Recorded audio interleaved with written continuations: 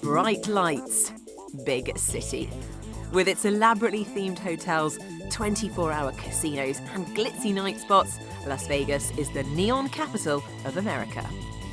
This month, the Consumer Electronics Show lights up the City of Sin with a dazzling array of technology, including an electrifying display from Formula E. 20 pro drivers, 10 video gamers plug in their consoles for a share in the biggest prize in esports history.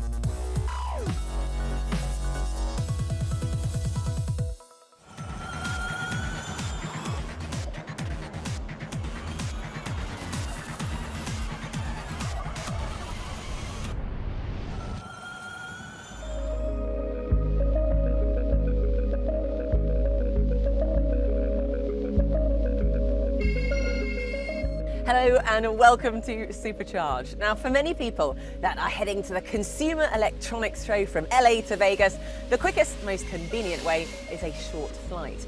But my journey to Vegas also starts here in the beautiful, rainy LA, but I'm taking an altogether greener route to cover the 400 kilometers.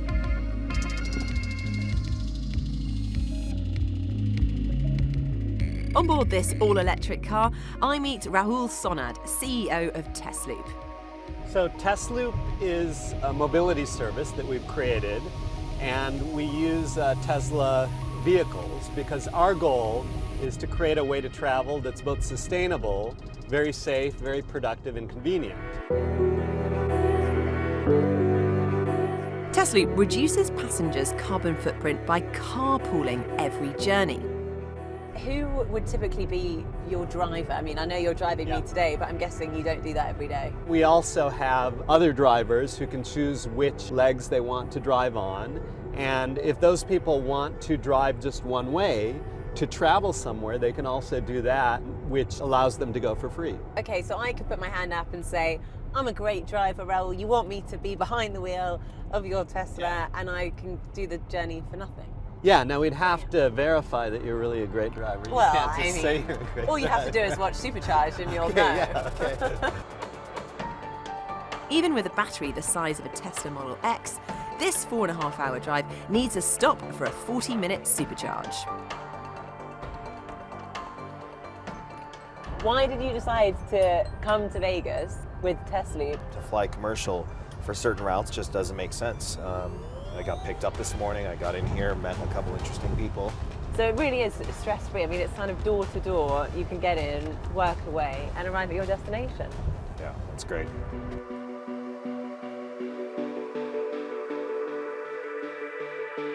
With just under 120 kilometers to go, it's time to sit back, relax, and enjoy the ride. As we get ever closer to our destination, you can almost see the neon lights of the Strip whilst daytime turns to night. Well, there she is. Las Vegas! Sin City! You made it! So there's your hotel, the Mandalay. The Mandalay It's on the Bay! right side, you see there? Awesome.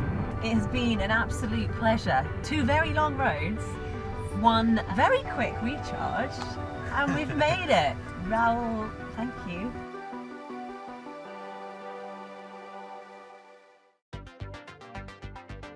Arriving at CES for the first time, I'm overwhelmed by the extravaganza of tech that surrounds me.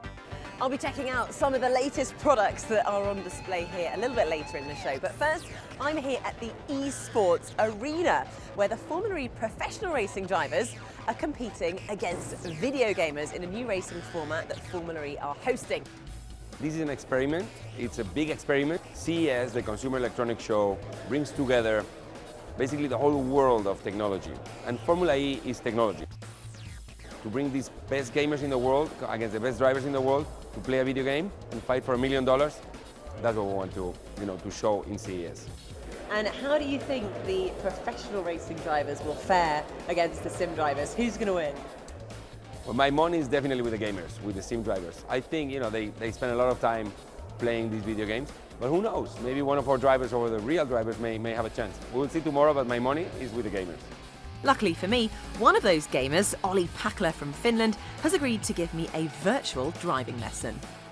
Olli, what do I need to know to become a professional sim racing driver? Be really smooth, really smooth. Don't do anything sudden.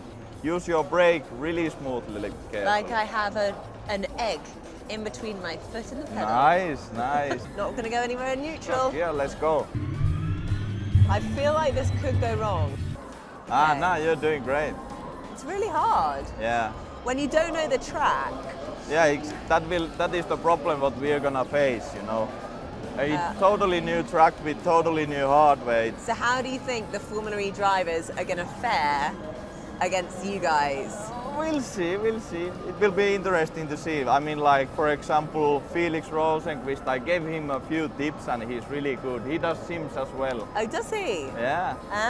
So Felix is the man to beat. Yeah, maybe I gave him too much tips, so maybe he will beat me as well. So there's a chicane in front of you. Remember the beast move. There is another chicane coming up. Watch out. Next corner you need to brake. If you could, would you pack it all in and become a professional racing driver? When I was young, I did 8 years of karting. Oh, did you? Yeah. I didn't got any funding back then, so I had to quit. We had an opportunity to go to Formula Renault, but that didn't work out. And yeah, I found the sim racing, and obviously I love it. It's just phenomenal. Well, Olli, on that note, I've just crashed yet again. I don't think I'm going to be rivaling you this weekend, but good luck. And thanks for giving me a tour. I think I'd better get practicing. Later, we'll see how Olli gets on in the E-Race, and I'll be exploring CES.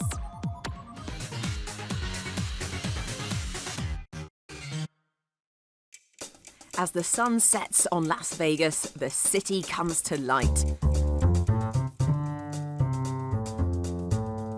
The neon glow of the famous strip burns so brightly it's visible from space. But does the most luminous place on Earth lose its luster when it comes to environmental credentials?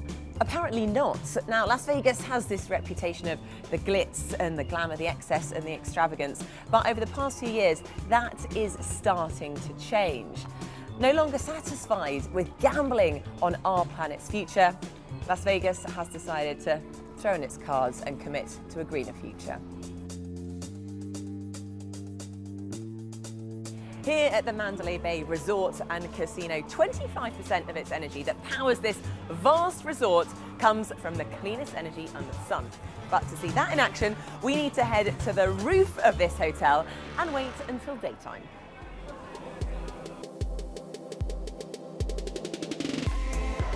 For solar power. Harvested 365 days a year by an array of 28,000 solar panels. Well, we get 8.5 megawatts, but that doesn't really mean much to most people. So if you put it in terms of homes, you could power 1,700 homes with the amount of power that comes off that array every day. We do a lot of things in Las Vegas that are behind the scenes and don't detract from the guests' fun and enjoyment and excitement they have here, but are very environmentally friendly. When you decided to invest in these panels, was it because of the environment, or was it actually a good business investment?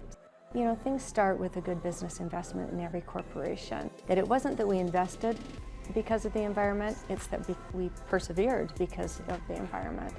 And are other hotels following in your footsteps, or are you the sort of trailblazers in Las Vegas for doing this? Well, we like to think that we're trailblazers because we have been early adopters of many things in Las Vegas. We hope that Las Vegas can be an example. Wouldn't that be a surprise if it was an example in leading the ways in cities in the United States to be the most environmentally proficient that they can?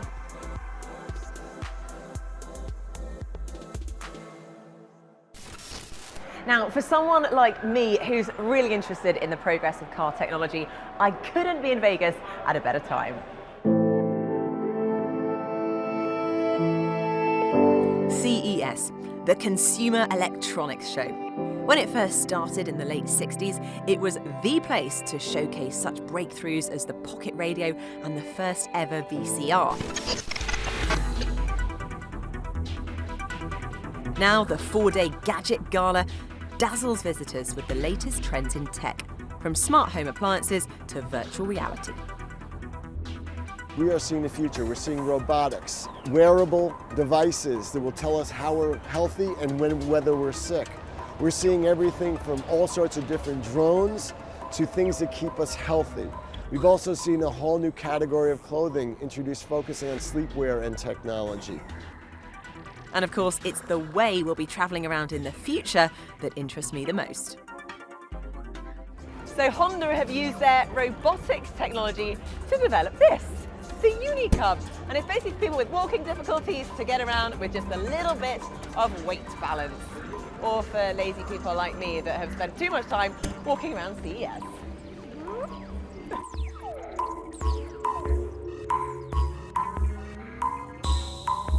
Now, as well as all the latest car tech, CES also showcases the latest gizmos and gadgets, including the world's most waterproof case ever. I think it's time for a dip.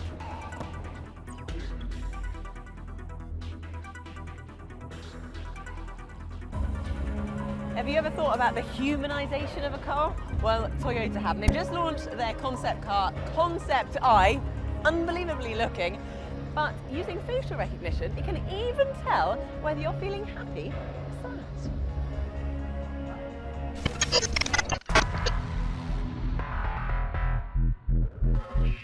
Making the headlines at this year's CES is the launch of the new Faraday Future electric supercar, promising a relatively affordable, fully autonomous and ever so sexy fully electric ride.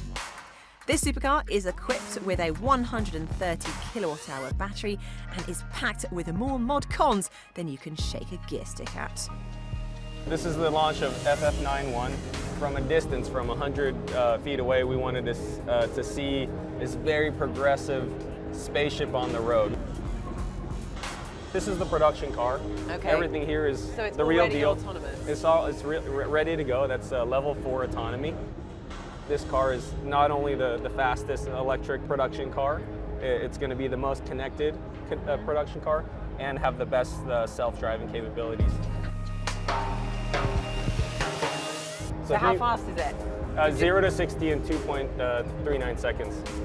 Yeah. That's very fast. So the fastest if you want to drive, but if you're in the back seat trying to enjoy, I don't know, connectivity, music, movies, faster connectivity than your own home or office.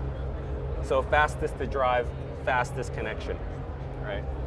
So we're measuring performance for different people depending on someone who may not even have a driver's license wanting to have their version of performance. Since the car has been designed to be self-driving, it's conceived with the passenger as much in mind as the driver. The old days of buying a car, you would get in the driver's seat and you'd say, yes, I want it or I don't. Now we know because of rideshare and the millennials maybe aren't so interested in driving, that every seat in the house matters.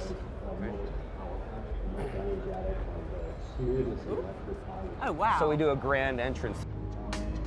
And to my delight, CNN Supercharged has been granted an exclusive backseat experience. No other journalist has yet been able to sit in the rear of the car. So apparently this is called zero gravity, and I think it might be a little slice of heaven in what is a very chaotic CES. Ooh, we're going further and further back. Oh yeah, I could get used to this.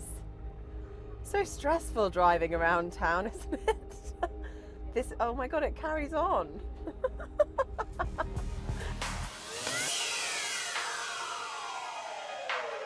Faraday has remained rigidly silent on the subject of cost. It has been speculated in the press to come with a price tag of around $200,000. When is this actually going to be hitting the roads? 2018 sometime. Yeah. 2018? Yeah. Okay, yeah. And, right. and a year and a half ago, I was by myself in the design department, so to be here with a production car. Just a year and a half ago? A year and 8 months ago. Wow. Have you slept? Every other day I do. Every other day? Yeah. Perfect, more than enough. Yeah. Well, considering you've been working on very little sleep, congratulations. Yeah. Thank you. Absolutely stunning, and very excited to see it on our roads in 2018. Good.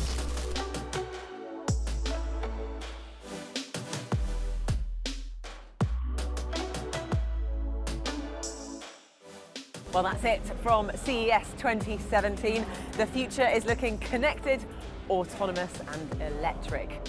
Now, coming up in part 3, the reason why Supercharged is in Las Vegas. It is, of course, the Formula E e-race, when the drivers go head-to-head with sim racers for the prize fund of $1 million. It's going to be good.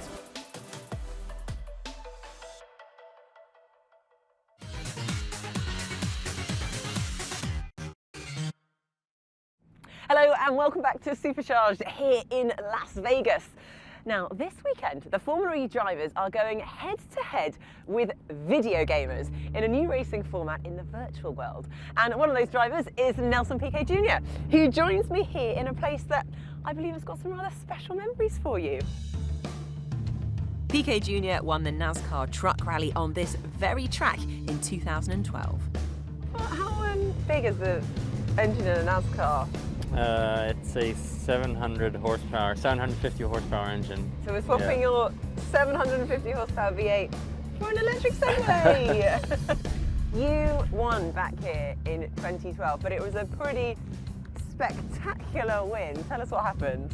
Yeah, it was my second NASCAR win, but it was in a very, very cool way. I mean, I was heading up to pass Matt Crafton. I was trying to pass him for like 15 laps and I couldn't pass him. In the last lap I really dive bombed into the inside and I managed to make the pass, and I hold him up the back straight and came back and I won the race, and it was an amazing feeling.